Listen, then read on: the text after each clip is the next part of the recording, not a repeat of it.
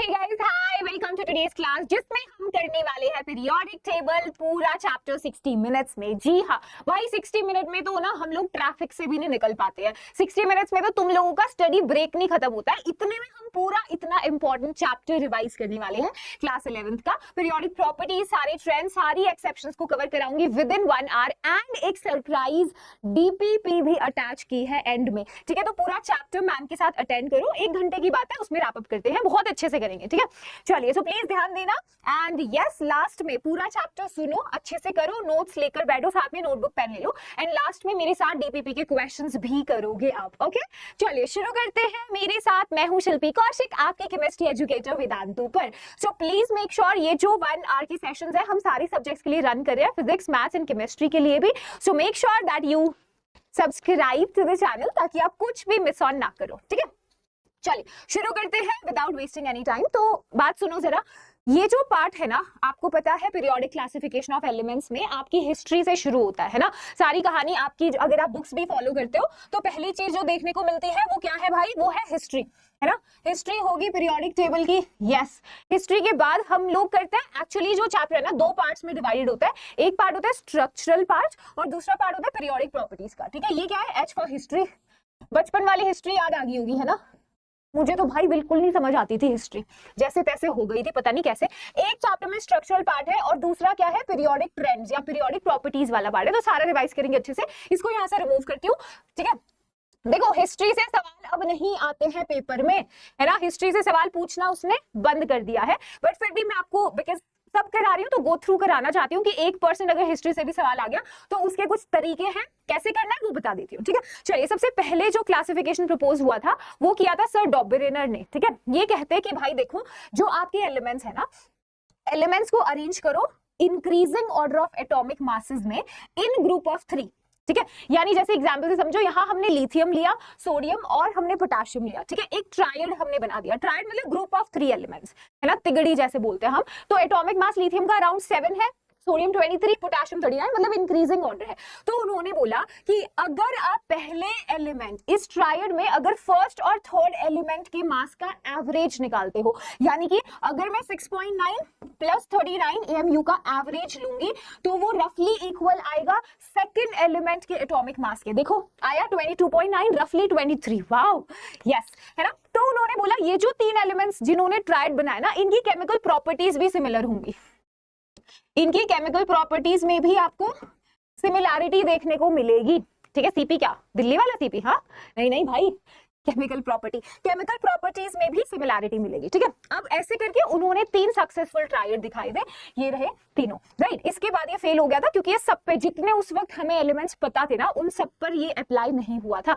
और हमारे यहाँ कहावत भी होती है, 3 तिगाड़ा काम बिगाड़ा। तो उन्होंने ट्रायड लिए थे तो काम खराब हो गया। जोक से पार्ट, ऐसा कुछ नहीं था। हाँ, है ना। देखो, अगर मान लो पेपर में सवाल आया कि भाई इनमें से कौन सा डॉबरेनर ट्रायड है, तो उसके लिए एक ट्रिक बता रही हूं, ध्यान से सुनो। ठीक है, सुनना भाई, सुनना प्लीज। क्या बोल रही हूं, अगर पेपर में पूछा आइडेंटिफाई करो इनमें से कौन से ऑप्शन में डॉबरेनर ट्रायड है, तो ध्यान रखना डॉबरेनर ट्रायड वाले जो एलिमेंट्स है ना, एक तो सेम ग्रुप से बिलोंग करते हैं।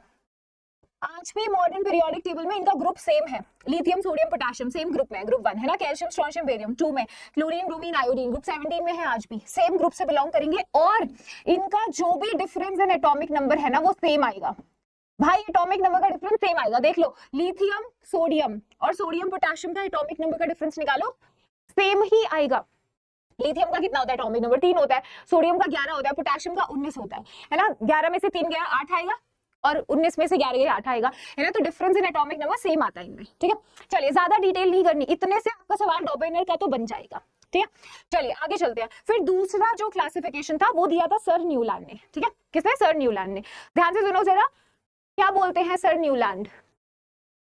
ये कहते हैं भाई मैं तो म्यूजिक का फैन हूं, है ना। चलिए ध्यान देना प्लीज, क्या बोला डॉबरेनर के बाद हमारे पास आए न्यूलैंड। ठीक है, न्यूलैंड कहते हैं कि भाई देखो, म्यूजिक का फैन हूं मैं। जैसे म्यूजिक में आपने देखा है ना, सारे गामा पाधा निसा में हर 8वां स्वर जो होता है पहले स्वर के जैसा है, सा, फिर 8th स्वर भी सा ही होता है ना। तो उन्होंने बोला मेरा इंस्पिरेशन यहाँ से आता है, आप increasing order of atomic masses में एलिमेंट्स को अरेंज करिए, हर 8th एलिमेंट की प्रॉपर्टीज पहले एलिमेंट जैसी होगी। जैसे यहाँ देखो, हाइड्रोजन से अगर ये फर्स्ट एलिमेंट है, इससे 8th एलिमेंट आएगा फ्लोरीन, जिनकी प्रॉपर्टी सिमिलर होती है, बिल्कुल दोनों नॉन मेटल्स है, दोनों डायटोमिक है, इलेक्ट्रॉन गेन कर सकते हैं, काफी सिमिलरिटी, आगे बढ़ेंगे, ठीक है। फिर ये देखो फ्लोरीन क्लोरीन सिमिलरिटी है, तो ये इनका था। अगर पेपर में पूछता है इनमें से कौन सा न्यूलैंड लॉ ऑफ ऑक्टेव्स है, तो ये भी सेम ग्रुप से बिलोंग करते हैं, ये भी सेम ग्रुप से होते हैं, और इनका डिफरेंस इन एटॉमिक नंबर जो है वो सेम नहीं 8 के बराबर आता है, ठीक है। जो elements Newlands law of Octave को फॉलो करते हैं उनका डिफरेंस इन एटॉमिक नंबर 8 के बराबर आएगा। जैसे हाइड्रोजन का एटॉमिक नंबर 1 है, फ्लोरीन का 9 है, 9 में से 1 गया 8, है ना। तो न्यूलैंड लॉ ऑफ ऑक्टेव्स को ऐसे पहचान लोगे। लिमिटेशन काफी थी, ये सिर्फ कैल्शियम तक ही एप्लीकेबल था, हायर मासेस वालों ने नहीं फॉलो किया, है ना। डिफरेंट एलिमेंट्स को साथ में रख दिया, सिमिलर एलिमेंट्स को दूर कर दिया। आयरन देखो दूर है कोबाल्ट और निकल से, है ना। तो और नए एलिमेंट्स के लिए कोई जगह नहीं थी, ये सब था एक्चुअली, इसमें इशू था। चलिए आगे चलते हैं। फिर आए हमारे पास कौन, लोथरमेयर कर्व्स थे। तो लोथरमेयर कर्व्स जब बने थे, इन्होंने क्या किया था, एटॉमिक वॉल्यूम और एटॉमिक वेट का प्लॉट दिया, ठीक है।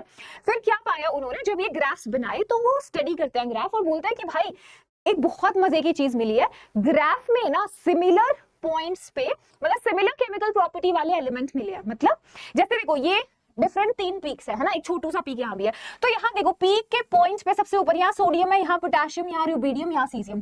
तो कहते हैं इनकी प्रॉपर्टीज में भी सिमिलरिटी देखने को मिली, है ना। ऐसे ही देखो यहाँ पे अगर आप देखो हेलोजेंस थोड़ा असेंडिंग पार्ट पे है, यहाँ क्लोरीन मिल रहा है आपको, है ना, यहाँ पे देखो ब्रोमीन दिख रहा है, तो ऐसे करके हेलोजेंस जैसे इस पार्ट पे, तो जिन एलिमेंट्स की प्रॉपर्टी सिमिलर थी ना, वो सिमिलर पोजीशंस पे ग्राफ पे मिले, ठीक है। तो ये चीज ध्यान रखनी होती है। अल्कली मेटल्स कहाँ मिले थे, पीक्स पे, बिल्कुल ऊपर, है ना। Alkaline earth metal descending part of the curve, जैसे यहाँ जब ग्राफ नीचे उतर है, देखो कैल्शियम, है ना, मैग्नीशियम, एल्कलाइन अर्थ मेटल।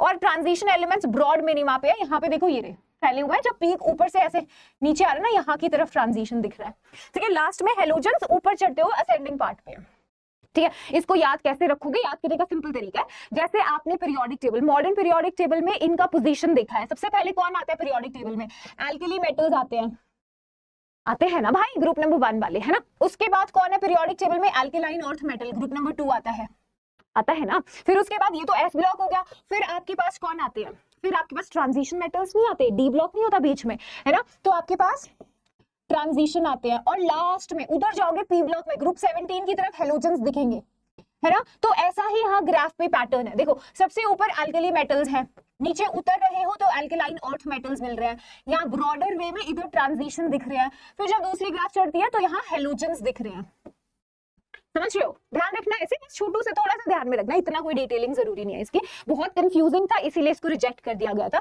है ना। आसान नहीं होते ग्राफ्स पढ़ने, तुम्हें भी पता है, हाँ तुम तो मैथ्स के स्टूडेंट हो यार, तुम तो पढ़ लेते हो।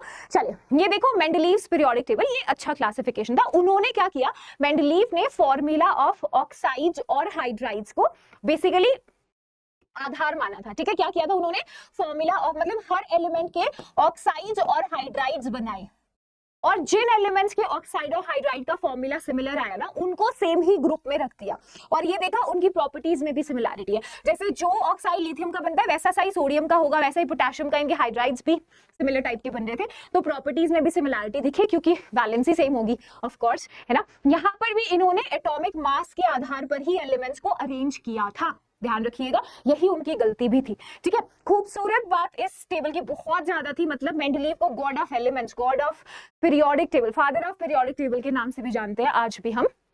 एक एलिमेंट है मॉडर्न पीरियोडिक टेबल में एटॉमिक नंबर 101, है ना, वो ट्रिब्यूट है मेंडलीव को, उसका नाम मेंडलीवियम है, आपको पता है। तो हाँ ये था बेसिकली इनकी ब्यूटी, ये थी उन्होंने प्रिडिक्शन किया कि भाई फ्यूचर में नए एलिमेंट्स मिलेंगे, आप उनको प्लेस कर सकते हो टेबल में। तो उन्होंने कुछ ऐसे एलिमेंट्स, जैसे ध्यान देना है, उनकी प्रेडिक्शन करी, जैसे कि हमारे पास है ये, है ना। उन्होंने बोला एका बोरोन, ये एक एलिमेंट, उन्होंने मतलब the point was he left the spaces in his periodic table, यहां देखो for elements which were not discovered yet, उन्होंने बोला यहां गैप छोड़ के जा रहा हूं, फ्यूचर में ये एलिमेंट मिलेगा, और तुम उसको अभी मैं एका बोरोन बुला रहा हूं, तुम उसे स्कैंडियम के नाम से जानोगे, वो तो हमने बाद में दिया नाम, उन्होंने एका बोरोन बोला था, ठीक है। एका बोरोन आज स्कैंडियम है। ऐसे एका एल्यूमिनियम क्या होता है, गैलियम, आज आप जानते हो गैलियम। एका सिलिकॉन आज जर्मेनियम के नाम से जाना जाता है, ठीक है। और एका मैंगनीज टेक्नीशियम के नाम से, ठीक है, इनको ध्यान में रखना। एंड इनफैक्ट उन्होंने कुछ एटॉमिक मासेस भी करेक्ट किए थे, राइट, कुछ एलिमेंट्स के, ओके। जैसे ये थे वो गोल्ड, इंडियम, प्लैटिनम, बेरिलियम और uranium, he corrected the atomic masses of these elements. ठीक है, इनके masses में करेक्शन किया था उन्होंने, भाई नोट कर लेना, वैसे पीडीएफ मिल जाएगा. ओके यस, चलिए बहुत बढ़िया है, आगे चलते हैं. अब हम मेन कहानी यहाँ से शुरू होती है, बट हिस्ट्री एक बार दिखा दी है मैंने, उस पार्ट को स्किप भी कर सकते हो चाहो तो, कर लिया. बट मॉडर्न पीरियोडिक टेबल में अब ये हेनरी मॉसले ने बोला भाई एटॉमिक मास का फैक्टर तो सब ले रहे हैं, वही गलत है ना. उन्होंने स्पेक्ट्रोस्कोपी से कंफर्म किया. वो कहते हैं एटॉमिक नंबर लेना. एटॉमिक नंबर क्या होता है? Number of protons in an element. तो आप एलिमेंट्स को increasing order of atomic number में लगाइए एंड वहां पर आपको दिखेगा सिमिलर प्रॉपर्टीज वाले एलिमेंट्स रिपीट करेंगे आफ्टर सर्टेन इंटरवल. जो मेंडलीव ने एटॉमिक मास के ऑर्डर पे बोला था, अब वो चेंज होकर एटॉमिक नंबर बोल दिया गया हेनरी मॉसले ने, है ना. तो वही आपका फेमस मॉडर्न पीरियोडिक टेबल है, जिसके अंदर आपको दिखते हैं 18 वर्टिकल कॉलम्स, जिनको ग्रुप्स बुलाते हैं. देखो जरा, दिख रहे हैं आपको? फर्स्ट से लेके लास्ट थोड़ा कवर पूरा होगा. आपके हेलोजेंस के बाद नोबल गैसेस है, ग्रुप 18 है ना. तो 18 वर्टिकल कॉलम्स है जिसे हम ग्रुप्स बुलाते हैं. 7 हॉरिजॉन्टल रोज हैं. देखो हॉरिजॉन्टल रोज 7 है, जिनको हम पीरियड्स बुलाते हैं. ठीक है, चलिए. सो इसके अलावा ये छोटे छोटे पॉइंट्स पता है टोटल ब्लॉक कितने हैं भाई? एसपीडीएफ. यस, 4 ब्लॉक है टोटल. एसपीडीएफ, पावर रेंजर्स आता था पहले टीवी में, अब भी आता है क्या? अब नहीं पता मुझे. सबसे बड़ा ग्रुप कौन सा है भाई? थर्ड. देखना जरा, थर्ड सबसे बड़ा ग्रुप कैसे है? क्योंकि इसी के अंदर लेंथेनाइड्स और एक्टिनाइड्स भी हैं. उनको हमने अलग से रख दिया है, क्योंकि एक तो उनका लास्ट इलेक्ट्रॉन एफ और वाइटल में आता है, और प्लस सोचो अगर यहाँ पे 14 एलिमेंट्स होते तो कैसा नजर आता पीरियोडिक टेबल, है ना. लाइक एक्सपेंशन हो जाता बहुत ज्यादा, तो इनको अलग से हमने रखा हुआ है. लेंथेनॉइड्स कहाँ से शुरू होंगे? एटॉमिक नंबर 58 सीरियम से लेकर you are having atomic number 71, that is lutetium. ठीक है, उसके बाद you are having the next actinoids है, थोरियम से शुरू हो रहे हैं 90 एटॉमिक नंबर से, लॉरेंशियम 103. ठीक है, ये आपके लेंथेनॉइड्स और एक्टिनॉइड्स हैं, राइट. देखो छोटे छोटे नाम्स भी, जैसे डी ब्लॉक एलिमेंट्स को ट्रांजिशन एलिमेंट्स भी बुलाते हैं, क्योंकि प्रॉपर्टीज बहुत ज्यादा बदल जाती है. इधर मेटालिक नेचर होता है, इधर एकदम नॉन मेटालिक नेचर आता है, एंड ट्रांजिशन देखेगा आपको प्रॉपर्टीज में यहाँ से वहां जाते हुए, है ना, ट्रांजिशन एलिमेंट्स को क्रॉस करके. सो छोटी छोटी चीजें, इनको निकोजेंस बोलते हैं. ग्रुप 15 क्योंकि सफोकेटिंग होते हैं, ग्रुप 16 चैल्कोजेंस होते हैं क्योंकि ओर फॉर्मिंग होते हैं ये एलिमेंट्स, और ग्रुप 17 हेलोजन सॉल्ट फॉर्मिंग होते हैं. ये तो पता है आपको, छोटी छोटी चीजें, राइट. उसके अलावा देखो ये वाला point, each group consist number of elements having same electronic configuration of the valence shell. बिल्कुल सही बात है. तो इसमें ब्यूटी ये थी कि भाई एक ग्रुप के अंदर सारे एलिमेंट्स की वैलेंस शेल कॉन्फ़िगरेशन भाई सेम थी. यस, है ना. तो जैसे आपको पता है हाइड्रोजन 1s1 है, लिथियम 2s1 होगा, sodium 3s1, 4s1, 5s1, 6s1, 7s1, like that. ठीक है, चलिए. सो आगे चलते हैं. ये सारा सब कुछ आपको पीडीएफ में मिल जाएगा, टेंशन लेने की जरूरत नहीं है. ओके, टेंशन नहीं लेना भाई, सब हो जाएगा, सब हो जाएगा. चलिए, तो ये देखो एक चीज आपको ध्यान में रखनी है, नोबल गैसेस को याद रखना. Group 18 elements, noble gases, zero gases, rare gases, और इसको सुनो, ध्यान रखना. इनका आपको क्या ध्यान रखना है? इनका एक तो एटॉमिक नंबर याद रखना, और ये किस पीरियड से बिलोंग करते हैं. ठीक है, क्यों ये बात बोली है मैंने? क्योंकि मान लो अगर आपसे पूछा कि भाई एक एलिमेंट है जिसका एटॉमिक नंबर 47 है, तो बता वो कौन से पीरियड से बिलोंग करता है. ठीक है, ये पूछ लिया आपसे, तो आप क्या करोगे? बोलोगे मुझे नहीं पता भाई, मुझे क्या पता, उस एलिमेंट से पूछो. नहीं, हम देखेंगे उसकी जो नेक्स्ट, उससे आगे जो नोबल गैस आने वाली है ना, वो जिस पीरियड में होगा वो रिस्पेक्टिव एलिमेंट उसी पीरियड में होगा. मतलब नाम समझ नहीं आया. जैसे देखो, ये ध्यान रख लोगे नोबल गैसेस के पीरियड नंबर और इनके एटॉमिक नंबर भी याद रखना. ठीक है, जैसे पूछ रहा है कि ये बता 47 एटॉमिक नंबर है किसी एलिमेंट का, वो कौन से पीरियड से बिलोंग करेगा. तो मैं क्या देखूंगी कि 47 एटॉमिक नंबर से आगे आने वाली नोबल गैस कौन सी होगी. बताओ. देखो क्रिप्टॉन तो जा चुकी, क्रिप्टॉन तो 36 था एटॉमिक नंबर, उससे नेक्स्ट कौन होगी? 47 के बाद जो नेक्स्ट नोबल गैस अप्रोचिंग है वो 54 वाली ज़ेनॉन है. नेक्स्ट कौन है? ज़ेनॉन है विद एटॉमिक नंबर 54. तो जो ज़ेनॉन का पीरियड होगा ना, वही इस एलिमेंट का पीरियड होगा. तो ज़ेनॉन का पीरियड 5th है, तो भाई ये एलिमेंट भी 5th पीरियड से बिलोंग करेगा, ये भी 5th पीरियड से ही बिलोंग करेगा. ठीक है, तो इसीलिए इसको ध्यान रखो. नोबल गैस वैसे भी कॉन्फ़िगरेशन में काफी हेल्प कर देती है. चलिए, अब ये देखो sequence of filling electrons in the element, period wise sequence. इस पे पहले सवाल पूछ चुका है, तो इसीलिए टॉपिक कर रहे हैं, है ना. सीक्वेंस क्या है, कैसे बनाया गया है ये सीक्वेंस? कोई अलग रूल नहीं है भाई, ऑफ-बो को ही यूज किया है. ऑफ-बो प्रिंसिपल जो आप कर चुके हो ना, इंक्रीजिंग ऑर्डर, है ना, में हम लेवल्स के इंक्रीजिंग ऑर्डर ऑफ एनर्जी में हम इलेक्ट्रॉन्स को पुट करते हैं, है ना, और बाइटल्स के वही से बनाए. ठीक है, n प्लस बेसिकली ये आया n प्लस l से, या फिर अगर ये फॉलो नहीं होता तो एन रूल हम लगाते हैं, वहीं से हमने बनाया, ठीक है। तो देखो जब भी आपको एक पीरियड में पूछे कि भाई 6th पीरियड एलिमेंट्स हैं, उनका एनर्जी सीक्वेंस बताओ इलेक्ट्रॉन फिल करने का, ठीक है, या फिर 7th पीरियड के एलिमेंट्स का एनर्जी सीक्वेंस बताओ, तो ध्यान रखना जो पहला पीरियड है उसमें 1s भरा जाता है, ठीक है, जैसे 1s1 हाइड्रोजन में, 1s2 हीलियम में होता है। सेकंड और थर्ड पीरियड में sp भरा जाता है, सेकंड और थर्ड पीरियड में s और p भरा जाता है। ns np, n क्या है, n आपका पीरियड नंबर है, n आपका पीरियड, n की वैल्यू पीरियड नंबर, अगर किसी एलिमेंट की कॉन्फ़िगरेशन देखते हो उसमें जो n की हाईएस्ट वैल्यू होती है ना वही उसका पीरियड होता है, राइट। जैसे ये सेकंड पीरियड एलिमेंट है तो इनमें देखो n की वैल्यू 2 है ना, थर्ड पीरियड में n की वैल्यू 3 है, फोर्थ पीरियड में 4 है, सेवंथ पीरियड में n की वैल्यू 7 है ना। तो ये देखो पहले में आप 1s भरते हो, फिर जब सेकंड और थर्ड पीरियड में आप s, पहले s भरते हो फिर आप p भरते हो, ठीक है। ऐसे ही जब आप फोर्थ और फिफ्थ पीरियड में आते हो तो s भरोगे फिर d भरोगे फिर p, sdp दोनों में, sdp, ठीक है। फिर सिक्स्थ और सेवंथ में sfdp, ये ऑर्डर होता है जिसमें हम फिलिंग करते हैं। जैसे पूछ रहा है सीक्वेंस बताओ 7th पीरियड में कैसे हम इलेक्ट्रॉन फिल करेंगे, तो हमने एक जनरल फॉर्मूला भी बना लिया है इसका।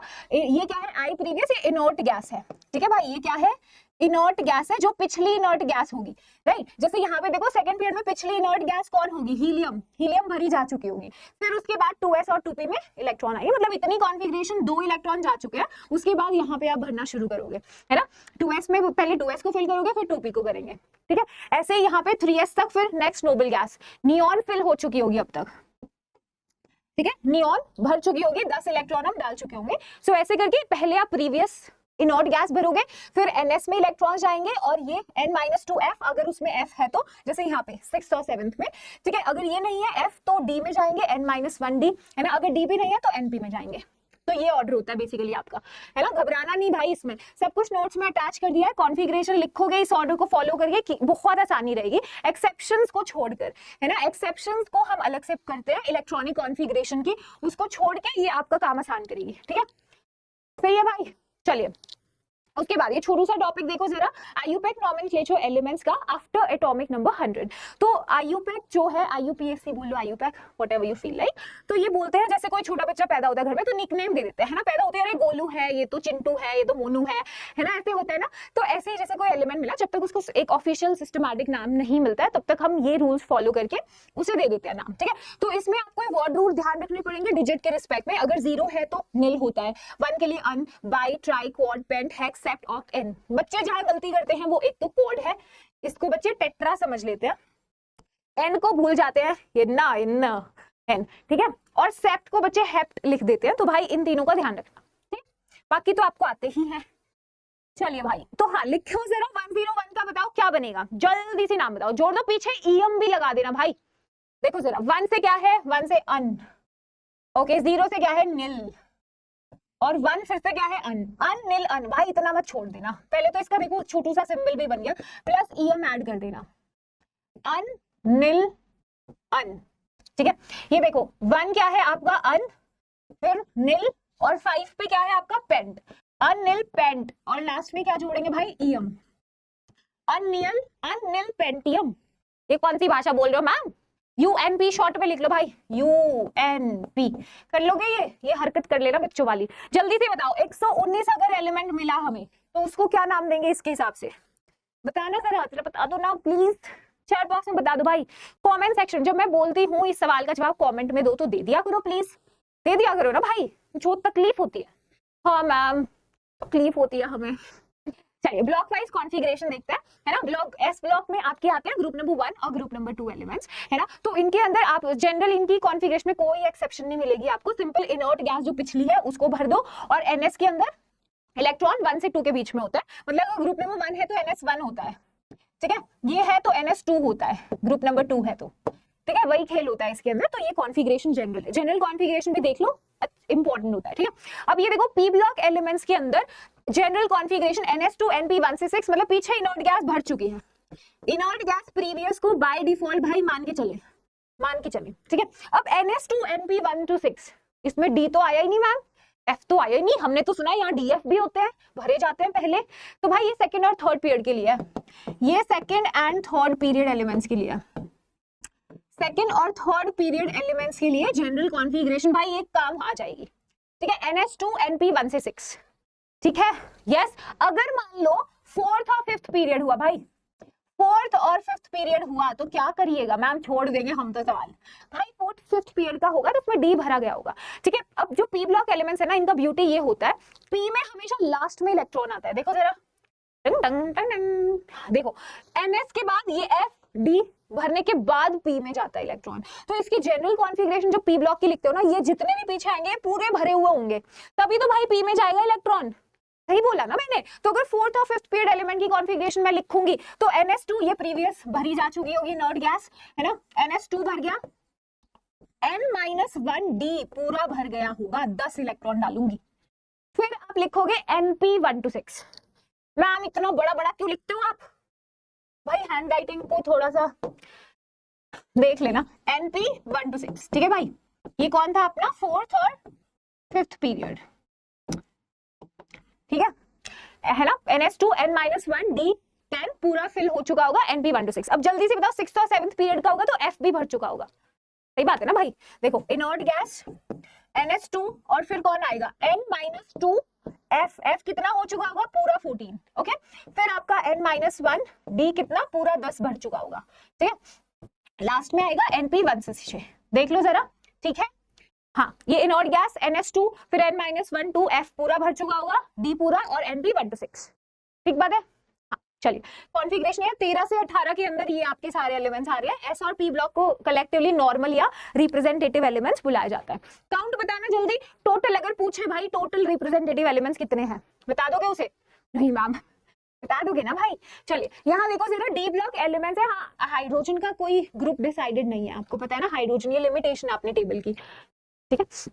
देखो ग्रुप नंबर 3 से 12 वाले अपने डी ब्लॉक होता है, इसके अंदर अलग अलग ट्रांजिशन सीरीज देखने को मिलती हैं, first transition series, second, third और फोर्थ, है ना। यहाँ पे ध्यान रखना जरा, थर्ड और फोर्थ ट्रांजिशन सीरीज में लेंथेनम आएगा, फिर बीच में 14 एलिमेंट्स गायब हो जाएंगे, कौन है वो, लेंथेनॉइड्स, है ना। फिर हॉफनियम आ रहा है, ऐसे ही यहाँ पे एक्टिनियम के बाद बीच के 14 एलिमेंट्स नीचे गायब हो गए एफ ब्लॉक वाले, ठीक है। ये तो ऐसी ही बात है छोटी सी। हाँ यहाँ देखना जरा, इनर्ट, इनकी क्या है जनरल कॉन्फ़िगरेशन, इनर्ट गैस पिछली भरो, NS में 1 to 2, ठीक है, N-1D में 1 से 10 तक इलेक्ट्रॉन मिलेंगे, ठीक है भाई। देखो अगर NS2 पूरी भरी हुई है, NS2 फिल्ड है, तो ये तो नॉर्मल केस है, कोई एक्सेप्शन नहीं होता क्योंकि S पूरा भर चुका होता है। अगर NS में एक ही इलेक्ट्रॉन देखते हो तो एक्सेप्शनल होता है वो।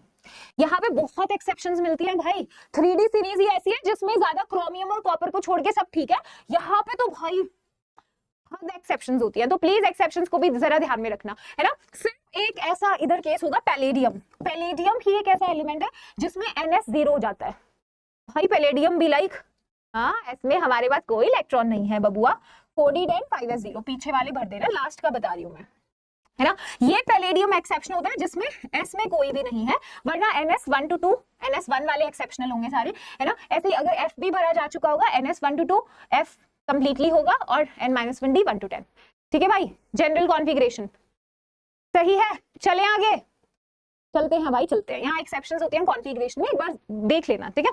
चलिए सो आगे चलते हैं, अब हम F ब्लॉक एलिमेंट्स की एक बार देख लो। F ब्लॉक एलिमेंट्स की जनरल कॉन्फ़िगरेशन, इनर्ट गैस पीछे वाली NS2, N-2 F में 1 to 14 और D में 0 से 1, ठीक है। अगर D में 0 होता है तो वो कोई एक्सेप्शन नहीं होती, जनरली आप फिल कर सकते हो, ठीक है। चलिए आगे, हाँ एक केस होता है इसमें, एक एलिमेंट में N-1 में D में 2 इलेक्ट्रॉन्स दिखते हैं। Oh my God, can you name this element, भाई थोरियम होता है ये थोरियम होता है, ठीक है। इसकी कॉन्फ़िगरेशन एक्सेप्शनल होती है, जैसे पैलेडियम था ना वहां पे, ठीक है, इधर ये होता है। चलिए प्रिडिक्शन कैसे करेंगे पीरियड, ग्रुप और ब्लॉक का, अगर एटॉमिक नंबर दिया होगा, मान लो एटॉमिक नंबर देके पूछ रहा है, इसके बारे में ये इन्फॉर्मेशन दो, ठीक है। तो पहली चीज तो आप ये उसमें मतलब करने मत लग जाना, उसको पहले ही देख लेना इनमें से कोई केस तो नहीं है।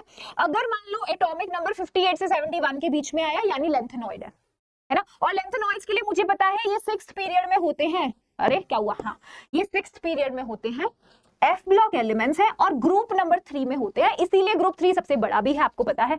अरे भाई कोने में नहीं चलता क्या पेन, ऐसी बात है क्या, ओए ये क्या हो गया, चलिए ठीक है। तो लेंथेनॉइड्स देखना, अगर मान लो ये नहीं है, कोई नहीं, क्या पता तुम्हारी किस्मत चमक जाए, इनके बीच में से कोई दे दिया हो, तो फिर ये एक्टिनॉइड्स होंगे, राइट। ये 7th पीरियड में है F ब्लॉक और ग्रुप 3, ग्रुप सेम है इनका, ब्लॉक भी सेम है ना इनकी तरह, पीरियड 7th है। अगर मान लो ये भी नहीं है, फिर क्या पूछना चाहता है वो, फिर देखो अगर एटॉमिक नंबर 104 से 118 के बीच में है तो ये भी आसान होता है आपके लिए देखना, ये सारे एलिमेंट 7th पीरियड में होते हैं, डी ब्लॉक में रखे गए हैं, ठीक है, सबसे नीचे जो वहां 7th पीरियड में आप देखते हो, राइट, और इनका ग्रुप नंबर इनके लास्ट 2 डिजिट से एटॉमिक नंबर से बता सकते हो। अरे वाह, ये तो बहुत सही है। जैसे मान लो पूछा 109, इसके बारे में बताओ, तो 109 आ गया, मुझे पता है 7th पीरियड में है, डी ब्लॉक है, और ग्रुप कौन सा होगा, लास्ट 2 डिजिट्स, यानी 9th ग्रुप है इसका भाई, ठीक है, समझे हो सही, ठीक है। चलिए, तो ये देखो, ये तो आसान तरीका है, अगर इनमें से कोई आया तो ये कर लेना भाई,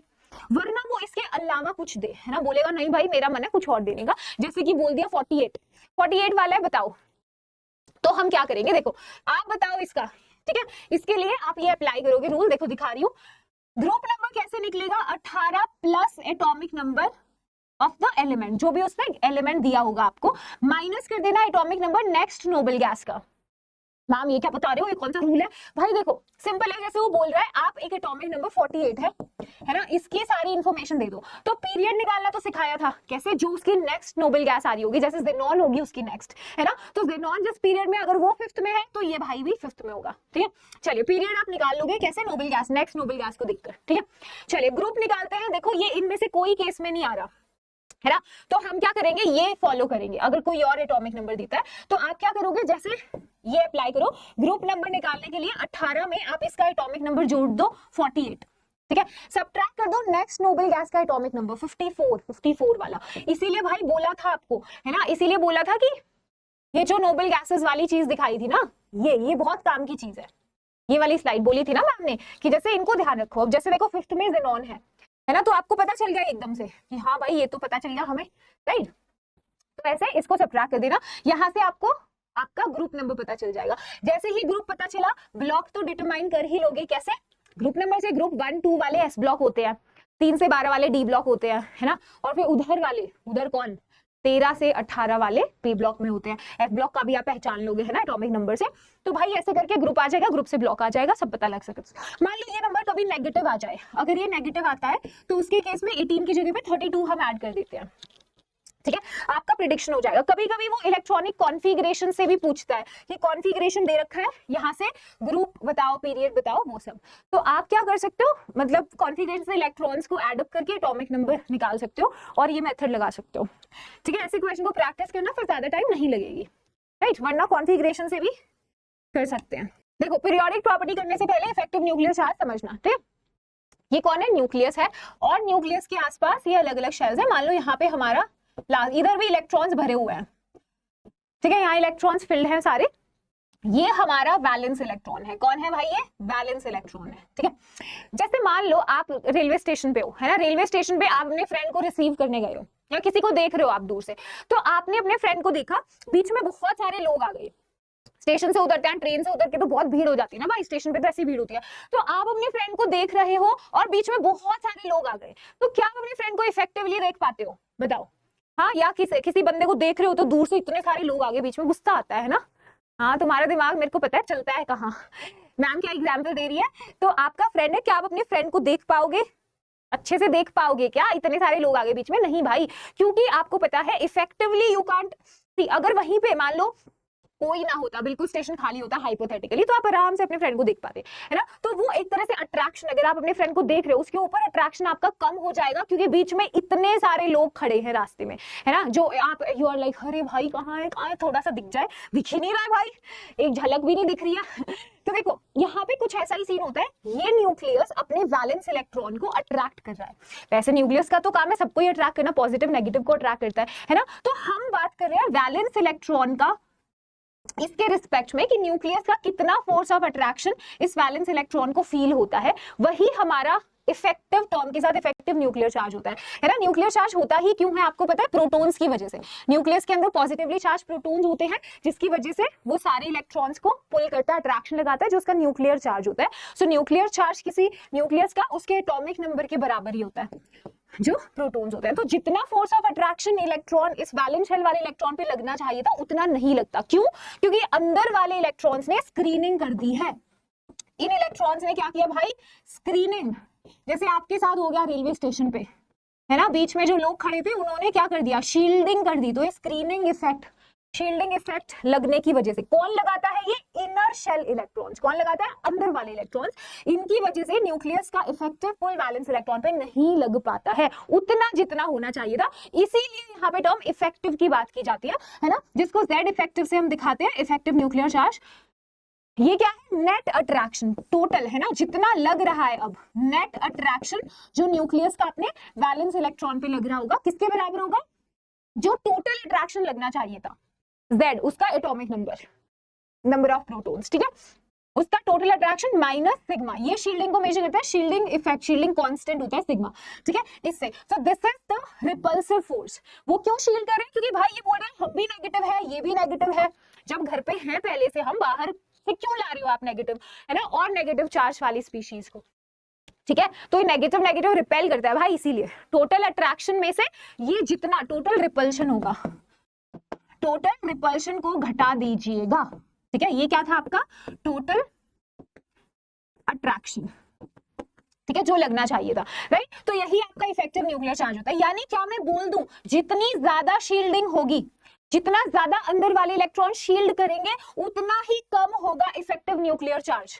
जल्दी बताओ चैट बॉक्स में, कमेंट सेक्शन में, जितना ज्यादा आप ये देखते हो शील्डिंग बढ़ गया, इन्होंने कम, भाई ज्यादा लोग आ गए रेलवे स्टेशन पे, अब तो बिल्कुल ही झलक तो छोड़ो, दिख ही नहीं रहा है कुछ, है ना। तो वहां भी क्या होगा, फिर उतना ही कम इफेक्टिव न्यूक्लियर चार्ज हो जाएगा। जितनी कम, वाइस वर्सा, जितनी कम शील्डिंग, जितनी पुअर शील्डिंग, उतना अच्छा इफेक्टिव न्यूक्लियर चार्ज, ठीक है, उतना स्ट्रॉन्ग। और एक और चीज देखो, अगर इफेक्टिव न्यूक्लियर चार्ज ज्यादा होता है, यानी न्यूक्लियस का अट्रैक्शन ज्यादा होगा अपने बैलेंस इलेक्ट्रॉन पे। जब इफेक्टिव न्यूक्लियर चार्ज ज्यादा होता है ना, उन केसेस में एटम से इलेक्ट्रॉन निकालना मुश्किल होता है, ठीक है। अगर इफेक्टिव न्यूक्लियर चार्ज कम हो जाता है, न्यूक्लियस का अट्रैक्शन बैलेंस इलेक्ट्रॉन पे ज्यादा अच्छे से नहीं लग पाता, उस केस में इलेक्ट्रॉन रिमूवल आसान हो जाता है, ठीक है। चलिए एनीवे, तो ये बातों को ध्यान में रखते हुए हम आगे पीरियोडिक प्रॉपर्टीज की बात करेंगे। वेरिएशन देख लो इफेक्टिव न्यूक्लियर चार्ज का, लेफ्ट टू राइट जब आप जाते हो तो across the period effective nuclear charge increase होता गया है, देखने को मिला, इफेक्टिव न्यूक्लियर चार्ज बढ़ता है। रीजन बीइंग आपको पता है, यहाँ पे जा रहे हैं, एटॉमिक नंबर इंक्रीज हो रहा है, प्रोटॉन्स बढ़ रहे हैं, इलेक्ट्रॉन्स भी बढ़ रहे हैं, लेकिन इलेक्ट्रॉन हर बार सेम शेल में आता है, यानी number of shells remains the same, shell same रहती हैं, ओवरऑल इफेक्टिव न्यूक्लियर चार्ज बढ़ जाता है। ऊपर से नीचे जाने पे effective nuclear charge all in all मतलब थोड़ा इरेगुलर वेरिएशन होता है, बट हम कांस्टेंट मान लेते हैं, ठीक है, ज्यादा बदलाव नहीं आता, बट शेल्स इंक्रीज होती है, ऊपर से नीचे भाई शेल इंक्रीज होती हैं, ठीक है। चलिए इसको समझते हैं बेसिकली। अब ध्यान देना, एटॉमिक रेडियस, एटॉमिक रेडियस को पता है ना, आइसोलेटेड स्टेट में मेजर करते हैं न्यूक्लियस के सेंटर का डिस्टेंस वैलेंस शेल तक का, है ना। ये कैसे निकालते हैं पता है ना, कि इंटर न्यूक्लियर डिस्टेंस की मदद से, इंटर न्यूक्लियर डिस्टेंस का आधा करके निकालते हैं रेडियस। चलिए तो वेरिएशन देखो, एटॉमिक रेडियाई का क्या होता है, left to right across a period जब हम जाते हैं तो वही चीज बताइए अभी, इफेक्टिव न्यूक्लियर चार्ज भाई बढ़ जाता है, ये जनरल वेरिएशन है, ठीक है। इफेक्टिव न्यूक्लियर चार्ज बढ़ जाएगा, शेल्स तो सेम रहेंगी भाई, इलेक्ट्रॉन हर बार उसी शेल में एंटर कर रहा है, यानी न्यूक्लियस तो खुश होगा, न्यूक्लियस बोलेगा भाई सेकंड पीरियड में हर बार इलेक्ट्रॉन नहीं आ रहा है, मुझे तो कोई दिक्कत ही नहीं हो रही उसको अट्रैक्ट करने में। इफेक्टिव न्यूक्लियर चार्ज ज्यादा होने की वजह से ओवरऑल जो साइज होता है ना एटम का, वो भाई डिक्रीज कर जाता है। ग्रुप नंबर 17 तक नोबल गैसेस में एक्सेप्शन होती है, ठीक है, तो साइज डिक्रीज करेगा। जब आप ऊपर से नीचे जाते हो, तो ऊपर से नीचे जाने पे मैम ने अभी बोला हम Z इफेक्टिव को कांस्टेंट मान के चलेंगे, ठीक है। इफेक्टिव न्यूक्लियर चार्ज अपना कांस्टेंट होगा और नंबर ऑफ शेल्स भाई बढ़ रही हैं, ऊपर से नीचे शेल्स इंक्रीज हो रही हैं, मतलब 7th पीरियड एलिमेंट में देखो ऐसे रेडियो एक्टिव होते हैं, वो कम टाइम के लिए एग्जिस्ट करते हैं। देखो 7th पीरियड में कहाँ 7 शेल होगी, 3 4 5 6 7, यहाँ कितना दूर निकल गया वैलेंस इलेक्ट्रॉन, है ना। तो ये न्यूक्लियस अच्छे से उसको नहीं कर पाता है अट्रैक्ट, ठीक है, शेल्स बढ़ जाती है, ओवरऑल शेल का फैक्टर डोमिनेट करता है, तो साइज इंक्रीज हो जाता है, ठीक है। ये जनरल ट्रेंड है भाई। चलिए एक्सेप्शंस में ध्यान दीजिए प्लीज। एटॉमिक रेडियस की जो एक्सेप्शन है, उसमें जब भी आप लेफ्ट टू राइट जा रहे हैं, है ना, हमने बोला एटॉमिक साइज डिक्रीज होता है ग्रुप 17 तक। इनॉर्ट गैसेस जो है ना, ये लार्जेस्ट होते हैं अपने पीरियड में, क्योंकि इनके बीच में वॉन डर वाल रेडियस को हम मेजर करते हैं, क्योंकि आपको पता है नोबल गैस के एटम्स कनेक्टेड तो नहीं होते, बॉन्ड तो नहीं बनाते हैं वो, तो ये अगर एक एटम है नोबल गैस का, ये ठीक है, ये दूसरा एटम है, तो देखो इनके बीच में कुछ डिस्टेंस होता है ना, और उनमें जो फोर्स ऑफ अट्रैक्शन होती है वॉन डर वाल फोर्स होती है, तो हम इनकी रेडियस ऐसे मेजर करते हैं ये देखो डिस्टेंस ले लिया इंटू न्यूक्लियर डिस्टेंस, दो न्यूक्लियस का डिस्टेंस 2 से डिवाइड करते हैं हम, है ना, तो ये रफली यहाँ आएगा, इसका हाफ करोगे तो रफली यहाँ मिलेगी रेडियस, जो एक्चुअल रेडियस से ज्यादा होती है। भाई ज्यादा है, साफ पता चल रहा है, बाहर निकल गया है ना, तो इनमें एक्चुअली इनका एक्सपेंशन देखने को मिलता है, ठीक है, तो ये लार्जेस्ट होते हैं अपने पीरियड में। चलो अगली एक्सेप्शन ट्रांजिशन एलिमेंट्स की भी कर रहे हैं भाई, देखो 1 घंटे के सेशन में सब कुछ कर रहे हैं, टेंशन मत लो, इस सेशन को भी अच्छे से लगा लोगे ना, सवाल बना पाओगे, ठीक है, ध्यान देना प्लीज। जैसे यहाँ पर जब आप डी ब्लॉक एलिमेंट्स में आते हैं ट्रांजिशन में, तो यहाँ देखो लेफ्ट टू राइट जब हम जाते हैं ना, तो इधर आपको इंक्रीज या मतलब ओवरऑल अगर आप ट्रेंड देखो, होना क्या चाहिए था, येलो कलर लेते, देखो होना ये चाहिए था लेफ्ट टू राइट जाने पे जेड इफेक्टिव हमने बोला था इंक्रीज होता है ना, जिसकी वजह से साइज डिक्रीज होता है, पर यहाँ ऐसा नहीं फॉलो होता, यहाँ पे वो जनरल ट्रेंड नहीं लगता, एक्सेप्शन है भाई। देखो स्कैंडियम, टाइटेनियम, वेनेडियम, क्रोमियम तक जब हम जाते हैं तो नॉर्मल वेरिएशन होता है, डिक्रीज करता है साइज, क्यों, क्योंकि इनका इफेक्टिव न्यूक्लियर चार्ज ज्यादा होता है, ठीक है। बट जैसे ही यहाँ पहुंचोगे क्रोमियम के बाद मैंगनीज, आयरन, कोबाल्ट, निकल, यहाँ पर आपको दिखेगा कि साइज नियरली सेम है इन एलिमेंट्स का, क्योंकि एक्सपेरिमेंटली ऑब्जर्व हुआ है इनका स्क्रीनिंग इफेक्ट न्यूक्लियर चार्ज बराबर हो जाते हैं, so all in all cancel out हो जाता है, तो इनके साइज में कुछ ज्यादा वेरिएशन देखने को नहीं मिलता। कॉपर से जिंक में जाओगे तो इंक्रीज हो जाता है साइज, भाई क्या चल रहा है ये, इनऑर्गेनिक में कुछ भी चल रहा है ना, तो इधर स्क्रीनिंग इफेक्ट ज्यादा हो जाता है न्यूक्लियर चार्ज से, ठीक है, इफेक्टिव न्यूक्लियर चार्ज से, से, तो इसीलिए यहाँ पे बढ़ जाता है साइज, तो इनका ऐसा ट्रेंड होता है, पहले घटा फिर सेम रहा फिर बढ़ गया, देख लेना एक बार, ठीक है। चलिए आगे चले, नेक्स्ट एक्सेप्शन इंपॉर्टेंट है भाई, ग्रुप 13 का वेरिएशन एटॉमिक साइज, इससे ज्यादा इंपॉर्टेंट है आयनाइजेशन एनर्जी का वेरिएशन, करेंगे अभी, तो देख के चलना प्लीज। तो यहाँ पे क्या होता है भाई, देखो जरा, इधर होना चाहिए था क्या, ऊपर से नीचे साइज बढ़ना चाहिए था, पर आपको दिखा पुअर स्क्रीनिंग डी ऑर्बिटल की होती है गैलियम में, क्या होती है, पुअर स्क्रीनिंग ऑफ, है ना, डी 3D, इसको क्या बोलते हैं पता है, ये वाली कॉन्ट्रैक्शन जो होती है इसको ट्रांजिशन कॉन्ट्रैक्शन बुलाते हैं। तो आपको साइजेस में या कहीं पे जब आपको इरेगुलर ट्रेंड देखने को मिलता है ना, तो कॉन्ट्रैक्शंस देखने को मिलते हैं, ट्रांजिशन कॉन्ट्रैक्शन होती है 3D की पुअर शील्डिंग से, लेंथेनाइट कॉन्ट्रैक्शन होती है 4F की पुअर शील्डिंग से, एक्टिनाइट कॉन्ट्रैक्शन होती है 5F की पुअर शील्डिंग से, यहाँ पे ट्रांजिशन कॉन्ट्रैक्शन लग रहा है, जिसकी वजह से गैलियम का साइज जो है वो थोड़ा कम हो जाएगा, है ना, तो ऑर्डर वो यहाँ आ जाता है, एल्यूमिनियम से छोटू हो जाएगा कॉन्ट्रैक्शन की वजह से, है ना, पुअर शील्डिंग स्टेशन पे से कुछ लोग हट गए तो आप उस इंसान को सही से देख सकते हो, अपने फ्रेंड हो, तुम क्या सोच रहे हो, ज्यादा दिमाग मत चलाओ भाई। चलिए ये देखो एक्सेप्शन लास्ट देख लो एटॉमिक रेडियस की, इसमें जब स्कैंडियम, यूट्रियम, लेंथेनम इधर जब जाओगे तो इंक्रीज होता है साइज, इधर रेगुलर वेरिएशन होता है ना, ग्रुप नंबर 3 में कोई गड़बड़ नहीं होती, बढ़ता है स्कैंडियम से बड़ा यूट्रियम फिर लेंथेनम, ठीक है।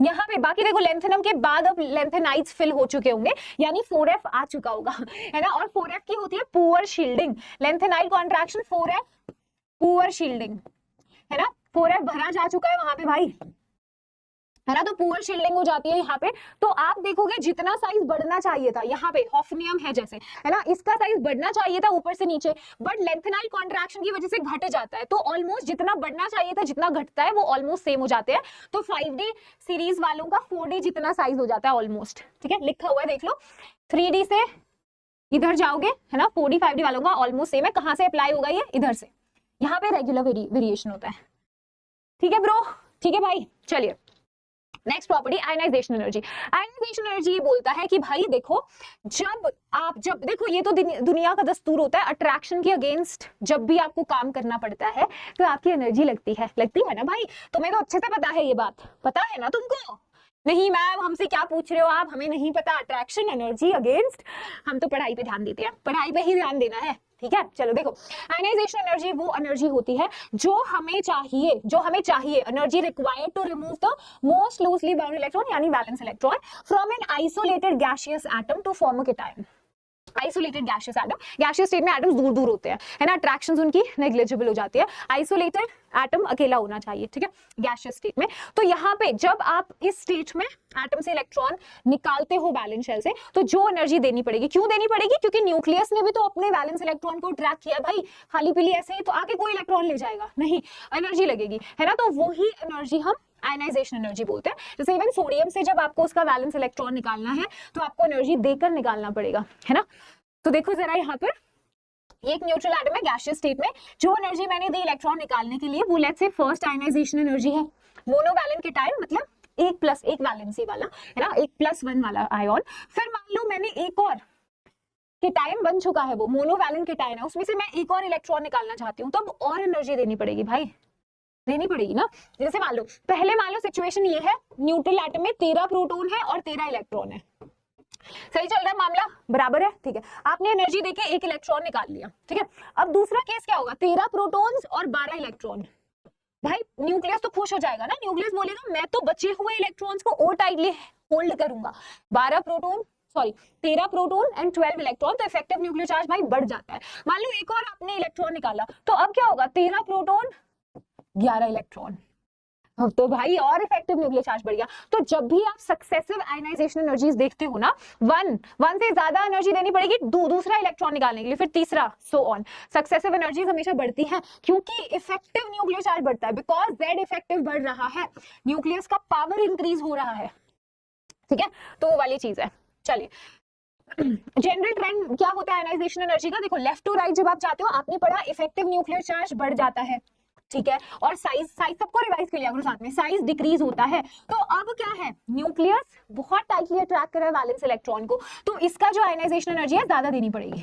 भाई कोई अपने इलेक्ट्रॉन को इतना ज्यादा टाइटली अट्रैक्ट कर रहा है वैलेंस वाले को, और आप उसे निकालना चाहते हो, आप उसे न्यूक्लियस की अट्रैक्शन से छुड़ाना चाहते हो, तो आपको ज्यादा एनर्जी देनी पड़ेगी, भाई मेहनत करनी पड़ेगी, ऐसे ही थोड़ी निकल जाएगा इलेक्ट्रॉन, है ना। पहले से अट्रैक्शन फील कर रहा है तो उससे ज्यादा अट्रैक्शन दो भाई, तब निकलेगा इलेक्ट्रॉन।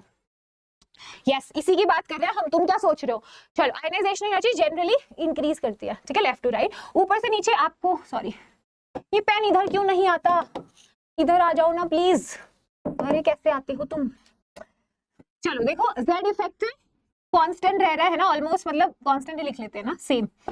साइज हमें पता है बढ़ रहा था, ठीक है, तो न्यूक्लियस से वैलेंस इलेक्ट्रॉन गिरफ्त से दूर जा रहा है, तो उसको इलेक्ट्रॉन को निकालना आसान होगा, तो आयनाइजेशन एनर्जी कम चाहिए होगी, इलेक्ट्रॉन आराम से निकल जाएगा। जनरल ट्रेंड है ये, ठीक है, ध्यान देना प्लीज, ठीक है ना भाई, ये सब कुछ नोट्स में मिल जाएगा, टेंशन लेने का ही नहीं। चले यहाँ देखो फैक्टर्स क्या क्या इफेक्ट करते हैं आयनाइजेशन एनर्जी को। सो पहला तो साइज है, जितना एटम का साइज ज्यादा होगा उतना न्यूक्लियस वैलेंस इलेक्ट्रॉन का डिस्टेंस भी ज्यादा होगा, है ना, बीच में ज्यादा इलेक्ट्रॉन आ जाएंगे शील्ड करने के लिए भी, तो उस केस में आप देखोगे, नहीं सॉरी साइज देखो, साइज अगर बढ़ जाता है, हाँ सही बोल रहा हूँ, देखो ड्रॉ करते हैं भाई, पेन पेपर के बिना तो कंफ्यूजन हो जाती है।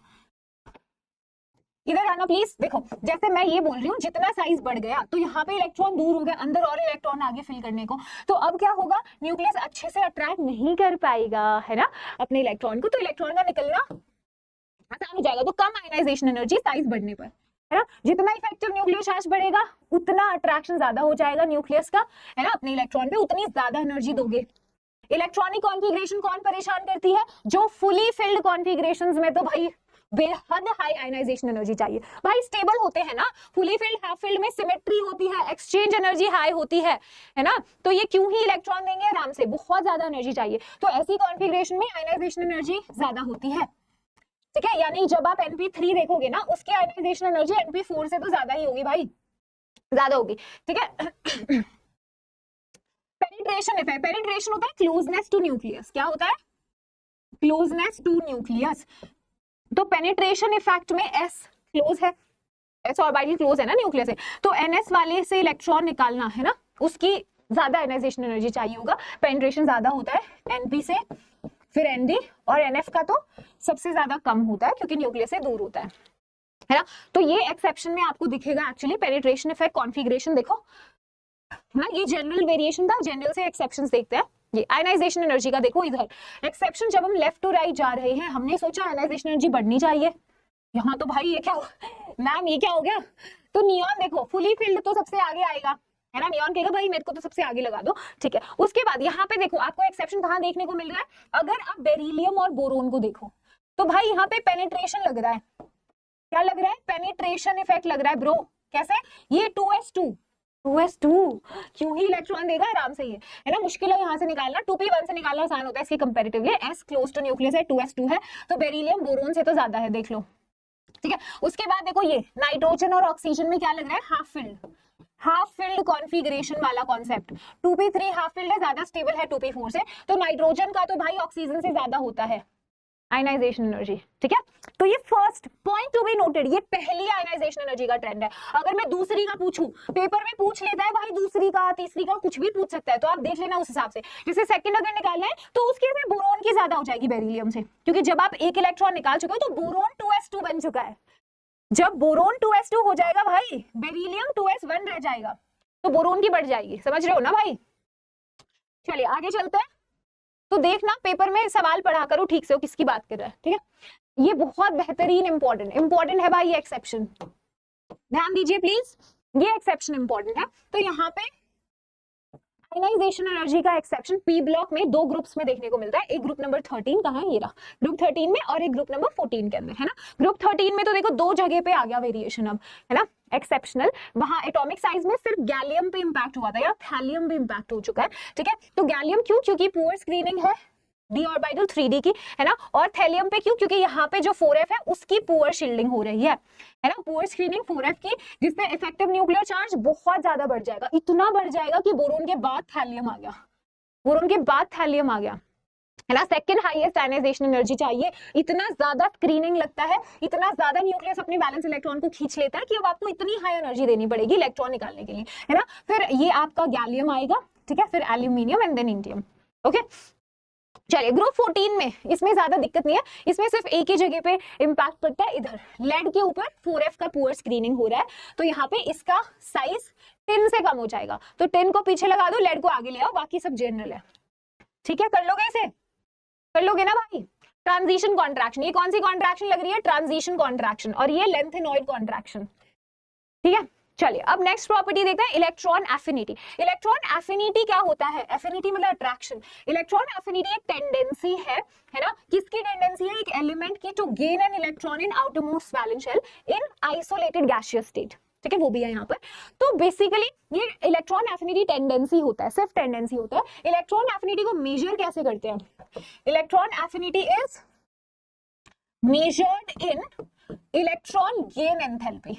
इलेक्ट्रॉन एफिनिटी को मेजर किया जाता है इलेक्ट्रॉन गेन एंथैल्पी में, मतलब electron gain enthalpy enthalpy change बताता है, मतलब जब इलेक्ट्रॉन ऐड कर लिया तब एनर्जी रिलीज हुई होगी या एनर्जी एब्जॉर्ब हुई होगी। जैसे आपको पता है जब भी हमें इलेक्ट्रॉन को ऐड करना पड़ता है बाहर से किसी एटम में, तो वो दो तरह के इंटरैक्शंस फील करता है। एक रिपल्शन होता है जो अंदर के इलेक्ट्रॉन्स लगाते हैं, वो रिपल्शन एंडोथर्मिक होता है, वो डेल्टा एच को पॉजिटिव बनाता है ना। और एक अट्रैक्शन होता है जो न्यूक्लियस अपने वैलेंस इलेक्ट्रॉन, मतलब आने वाले इलेक्ट्रॉन इनकमिंग इलेक्ट्रॉन पे लगाएगा, वो एक्सोथर्मिक, वो रिलीज करता है एनर्जी, है ना। तो बेस्ड ऑन टोटल अट्रैक्शन ज्यादा है कि रिपल्शन ज्यादा है, वो सब का जो कैलकुलेशन होता है ना एंथैल्पी का, वो ही हम इलेक्ट्रॉन गेन एंथैल्पी में मेजर करते हैं, ठीक है। तो आप ऐसे बोल सकते हो जितना ज्यादा इलेक्ट्रॉन एफिनिटी होता है किसी एलिमेंट का, उतना ज्यादा आपका इलेक्ट्रॉन गेन एंथैल्पी नेगेटिव होता है। जितना हाई इलेक्ट्रॉन एफिनिटी होगा उतना नेगेटिव इलेक्ट्रॉन गेन एंथैल्पी होता है ना। जितना कम इलेक्ट्रॉन एफिनिटी होगा, या मान लो बिल्कुल ही जीरो होगा, है ना, तो उस केस में आपका जो इलेक्ट्रॉन गेन एंथैल्पी है ये पॉजिटिव या जीरो देखने को मिलता है, ठीक है, अगर इलेक्ट्रॉन एफिनिटी कम होती है तो बेसिकली एफिनिटी इज व्हाट, जैसे मैंने आपको बोला आपकी टेंडेंसी जेईई एग्जाम को क्लियर करने की, वो आपकी एफिनिटी हो सकती है। मैं मेजर नहीं कर सकती उसको, मैं कैलकुलेट नहीं कर सकती मार्क्स, वर्सेस आपने जेईई का एग्जाम दे दिया, है ना, आप दे आए पेपर, अब हम टेंटेटिवली मार्क्स निकाल सकते हैं उसके, तो उसको मैं मेजर अप कर सकती हूँ, है ना, अब हम ट्राई कर सकते हैं वो measurement. So that's a difference कि एक इलेक्ट्रॉन एफिनिटी उसको मेजर गेन एंथैल्पी की टर्म्स में करते हैं, ठीक है। जब भी आप इलेक्ट्रॉन न्यूट्रल स्पीशीज में ऐड करते हो तो हमेशा वो खुशी खुशी लेना चाहेंगे, एनर्जी रिलीज होती है, एक्सोथर्मिक प्रोसेस होता है, यानी delta electron gain enthalpy negative होगा, ठीक है।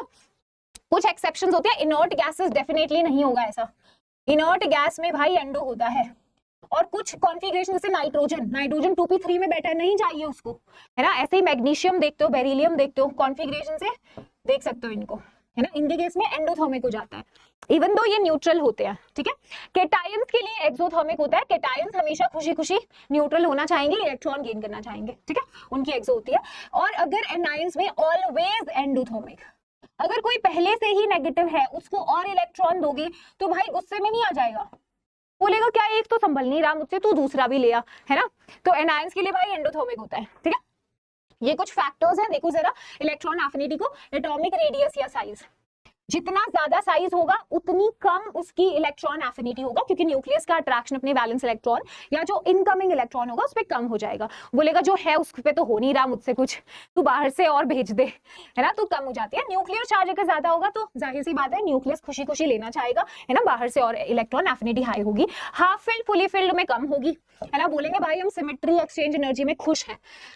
ठीक है, पेनिट्रेशन पावर अगर आप देखते हो, पेनिट्रेशन पावर इज अगेन क्या, क्लोजनेस टू द न्यूक्लियस। तो जितना ज्यादा पेनिट्रेशन पावर है उतना ज्यादा इलेक्ट्रॉन एफिनिटी होगा। बोल सकती हूँ क्या मैं बोल दूं NS1 और NP1 को कंपेयर करूं, NS1 की एफिनिटी ज्यादा होगी, है ना, क्लोजनेस टू न्यूक्लियस NP1 से। तो ये इनका होता है प्रोसेस। ठीक है, तो देखो पीरियड में ट्रेंड क्या है, atomic size decreases with increase in effective nuclear charge, हमें पता है Z इफेक्टिव बढ़ता है और इलेक्ट्रॉन एफिनिटी भी इंक्रीज करेगी। नोबल गैसेस की भाई जीरो होती है। ठीक है, चलिए अगर हम नीचे जाते हैं, ठीक है, हाँ लिखा हुआ देखो इनर्ट गैसेस की जीरो है। टॉप टू बॉटम अगर जाओगे तो आपको पता है Z इफेक्टिव कांस्टेंट होता है, साइज बढ़ जाता है, उस केस में इलेक्ट्रॉन एफिनिटी कम हो जाती है।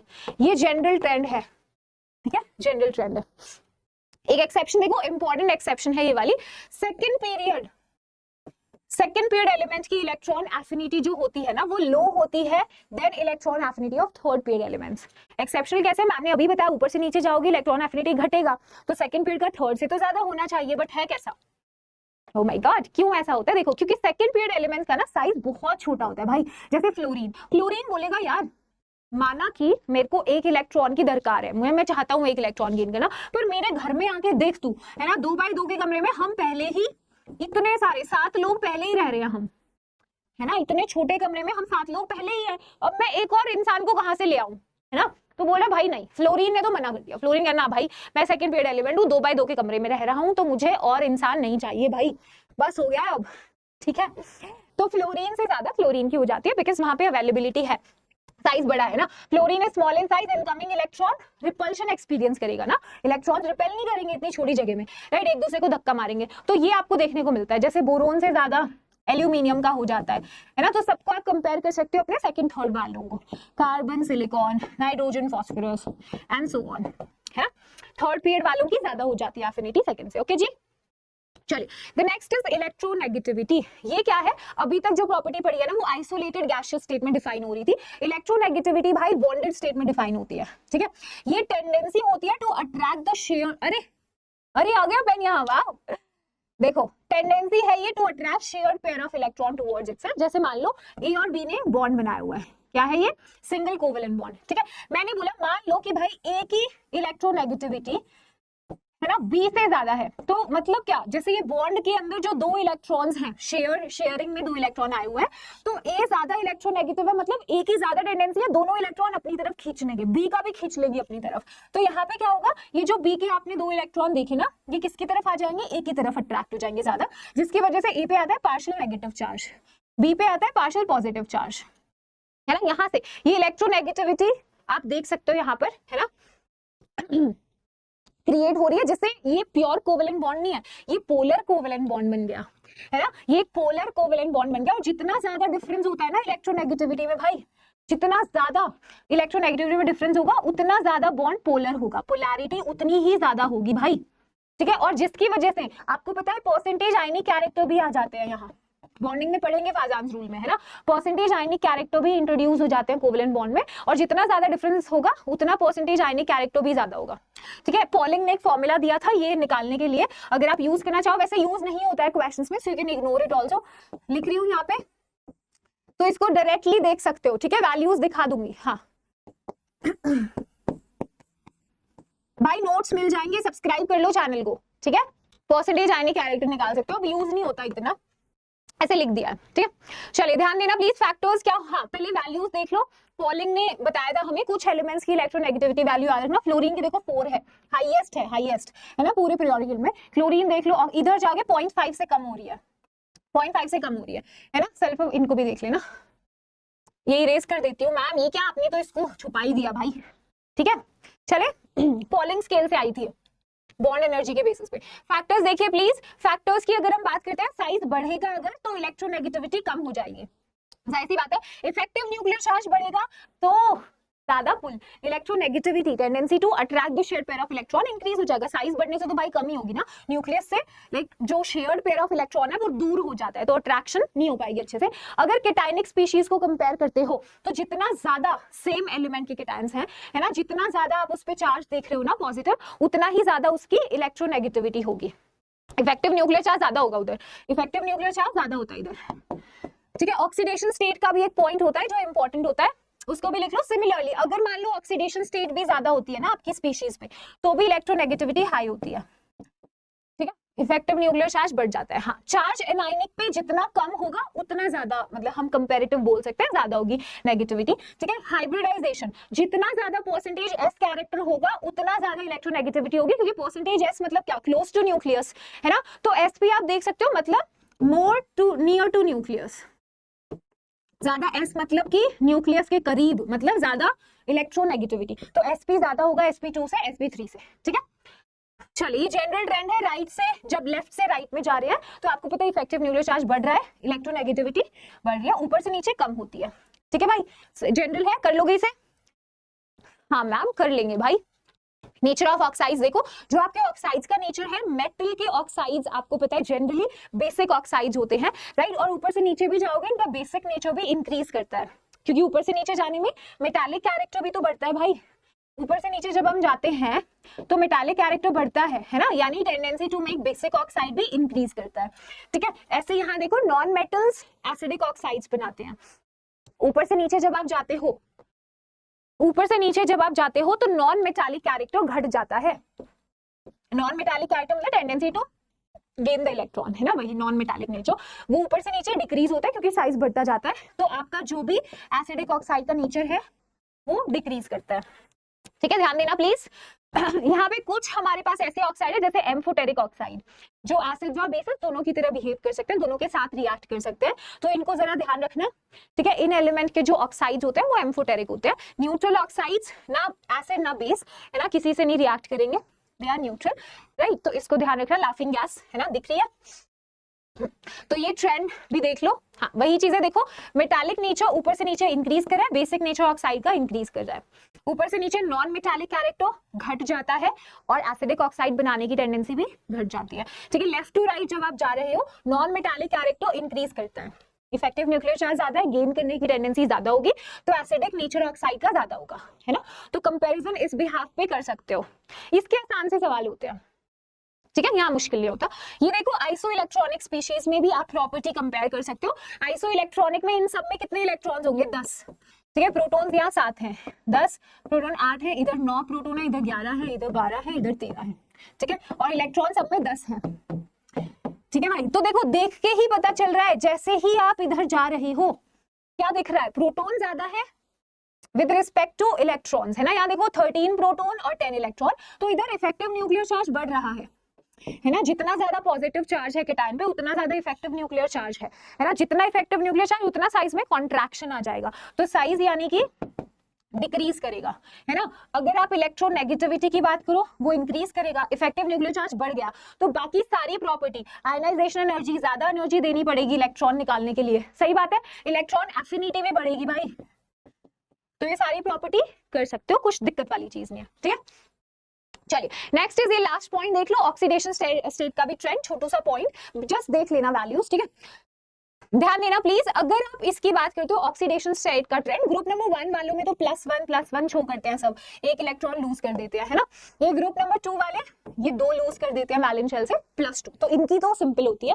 बाकी अगर आगे जाओगे ग्रुप 13 एलिमेंट में मोस्ट कॉमन ऑक्सीडेशन स्टेट को देखो बोल्ड कर दिया गया है। यहाँ देखो, यहाँ मोस्ट कॉमन ऑक्सीडेशन स्टेट कौन सी है? +3, एल्यूमिनियम +3, है ना। यहाँ पे गैलियम +3, यहाँ पे अब देखो +1 भी बोल्ड में है। नीचे आ रहे हो तो oh my God, lower oxidation state को प्रेफरेंस दिया जा रहा है। जी हाँ, ये पॉइंट होता है स्टेबिलिटी, हाई ऑक्सीडेशन स्टेट की भाई डिक्रीज करती है down the group, low oxidation state की बढ़ती है डाउन द ग्रुप। इसी इफेक्ट को बुलाते हैं इनर्ट पेयर इफेक्ट, है ना, जिससे जो भी आपके आउटरमोस्ट एस ऑर्बिटल के अंदर इलेक्ट्रॉन्स हैं वो बॉन्ड फॉर्मेशन में आने से मना कर देते हैं। क्यों? क्योंकि इतनी ज्यादा एनर्जी चाहिए उनको अनपेयर करने के लिए, बहुत ज्यादा एनर्जी चाहिए टू अनपेयर देम। उन इलेक्ट्रॉन को अनपेयर करा के एक्साइटेशन कराने के लिए इतनी ज्यादा एनर्जी चाहिए, वो मना कर देते हैं, कहते भाई हम लो एनर्जी स्टेट में ही सही है, इनऑर्ड पेयर इफेक्ट होता है ना। सिमिलर इफेक्ट आपको बाकी ग्रुप्स में देखने को मिलेंगे इनमें। जैसे देखो मैंने सबको बोल्ड कर दिया, तो यहाँ देखो लेड में है ना +2, ये ज्यादा फेवरेबल होगी, राइट। चलिए आगे देखो, ये जो बोल्ड में दिखा है ये ज्यादा फेवरेबल, देखो 5 6 के मुकाबले ये होता है, लेड में ये होती है, ठीक है। बिस्मथ में देखो +3 +5 के ऊपर है ना, यहाँ एस्टेटिन में देखो +1, ठीक है। तो अब हम पीरियोडिक टेबल हमने रैप कर लिया है, इसी के साथ स्ट्रक्चरल पार्ट भी करा दिया है, आपको हिस्ट्री भी करा दी थी शुरू में, एंड लास्ट में आपको पीरियोडिक प्रॉपर्टीज एक्सेप्शंस के साथ कराए हैं। आई होप आपने पूरा सेशन ध्यान से देखा है, साथ साथ नोट्स बना लेना, और ये आपके लिए सरप्राइज है, दैट इज द DPP। तो अभी देखो जिसने भी ईमानदारी से लेक्चर अटेंड किया ना भाई, अभी की अभी जैसे आपने सेशन देख लिया, तो राइट अवे इस DPP को सॉल्व करोगे जो आज के सेशन के ऊपर बेस्ड है, अभी सॉल्व करोगे 1 घंटे के अंदर अंदर। अभी पेन पेपर हाथ में होगा तो राइट अवे सॉल्व कर लो। अभी मैंने जितने क्वेश्चंस डाले हैं, नेक्स्ट DPP में I will multiply 3 times the question, अगर सब लोग आंसर कमेंट सेक्शन में देते हैं। मुझे कमेंट्स में आंसर चाहिए DPP के क्वेश्चंस का, ठीक है। तो अगर सबने ईमानदारी से आंसर्स दे दिए भाई, अगले DPP में 3 गुना ज्यादा क्वेश्चंस होंगे। तो प्लीज इसको नोट कर लेना, कमेंट सेक्शन में मुझे आंसर चाहिए, राइट अवे चाहिए, ठीक है। तो ये क्वेश्चंस है, जो ईमानदारी से कर रहा है इसको तो वो आंसर दे देगा, ठीक है। चलिए, I hope you enjoy the session. Comment section में अपना फीडबैक जरूर देना, and this is me Shilpi Kaushik signing off for the day. Next time मिलेंगे with a new chapter in 60 minutes. Bye.